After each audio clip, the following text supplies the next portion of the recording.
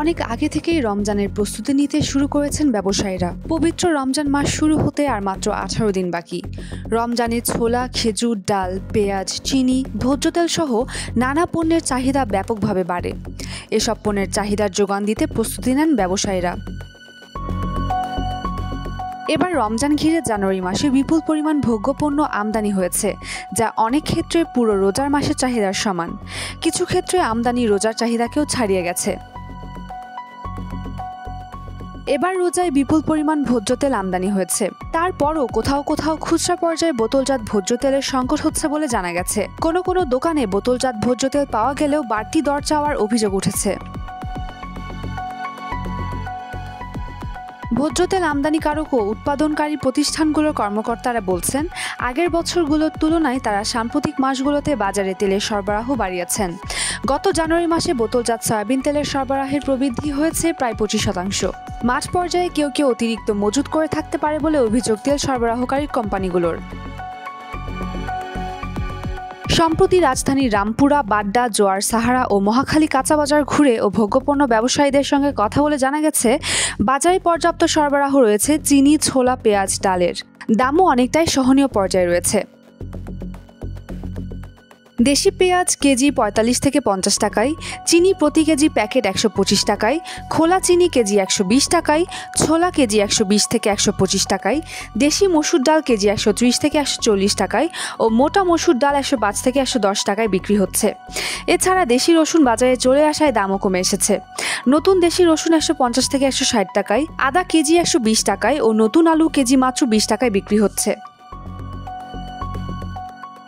ভোগ্যপণ্যের সরবরাহ বৃদ্ধি এবং পণ্যের দাম কমানোকে সর্বোচ্চ গুরুত্ব দিয়ে নানামুখী পদক্ষেপ নিয়েছে অন্তর্বর্তী সরকার। আমদানি বাড়ানো ও মূল্য নিয়ন্ত্রণে রাখতে ভোজ্য তেল, ছোলা, চিনি, পেঁয়াজ, আলু, খেজুর সহ বিভিন্ন পণ্যের শুল্ক ছাড় দিয়েছিল। সব মিলিয়ে আমদানিতে উৎসাহ বেড়েছে।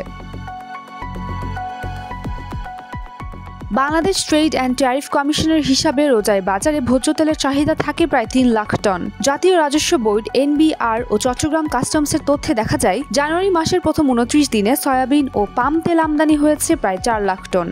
আবার সয়াবিন তেল তৈরির কাঁচামাল সয়াবিন বীজ আমদানি করা হয়েছে 3 লাখ টন। এই বীজ মাড়াই করে পাওয়া যাবে প্রায় 1.5 লাখ টন সয়াবিন তেল। অর্থাৎ রোজার চাহিদার চেয়ে বাজারে সরবরাহ বেশি থাকবে। রোজায় চিনির চাহিদাও 3 লাখ টনের মতো। বিগত 15 মাসের মধ্যে সর্বোচ্চ পরিমাণ অপরিশোধিত চিনি আমদানি করা হয়েছে জানুয়ারি মাসে 1,53,000 টন। বন্দরে এসে ভিড়েছে আরও প্রায় 1 লাখ টন চিনিসহ জাহাজ। চলতি ফেব্রুয়ারি মাসেও চিনি আমদানি করা হবে। বিশ্ববাজারে পণ্যটির দাম কমছে। ট্যারিফ কমিশনের হিসাবে রোজায় 1 লাখ টনের মতো ছোলার চাহিদা রয়েছে। জানুয়ারিতে ছোলা আমদানি করা হয়েছে 93,000 টন। ডিসেম্বরে এসেছিল আরও 15,000 টন। 1 লাখ টন চাহিদার বিপরীতে জানুয়ারিতে মসুর ডাল এসেছে 62,000 টন।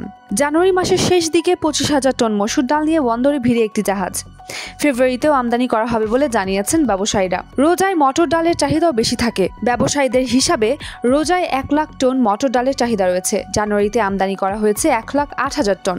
দেশে পেঁয়াজের ভরা মৌসুম চলায় দাম সহনীয় পর্যায়ে, তাই এবার রোজাকে ঘিরে পেঁয়াজ আমদানির প্রয়োজন হচ্ছে না। রোজায় খেজুরের চাহিদা 60,000 টন। জানুয়ারিতে এসেছে 22,000 টন। বড় চালান আসবে ফেব্রুয়ারিতে। কনজিউমার্স অ্যাসোসিয়েশন অফ বাংলাদেশের সহ-সভাপতি SM নাজর হোসেন রমজান মাসে ভোক্তাদের পকেট না কাটতে ব্যবসায়ীদের প্রতি অনুরোধ জানিয়ে বলেন, আমাদের ব্যবসায়ীদের আচার আচরণে একটি ইতিবাচক পরিবর্তন জরুরি। দেখা যায় পেঁয়াজ আমাদের ভারত থেকে আমদানি করতে হয়, তখন দাম বেড়ে গেলে আমাদের এখানেও দাম বাড়ে, কিন্তু যখন কমে যায় তখন কিন্তু ব্যবসায়ীরা কমায় না। আগামী রমজানে যেসব পণ্য রয়েছে সেগুলোর পর্যাপ্ত আমদানি আছে, তবু দেখা যাবে ব্যবসায়ীরা দাম বাড়িয়ে দেবে, কৃত্রিম সংকট তৈরি করবে। এখানে আমাদের ব্যবহারের অনুশীলনে পরিবর্তন করতে হবে। উম্মে রুম্মান ক্রান্তি, ডেইলি সান।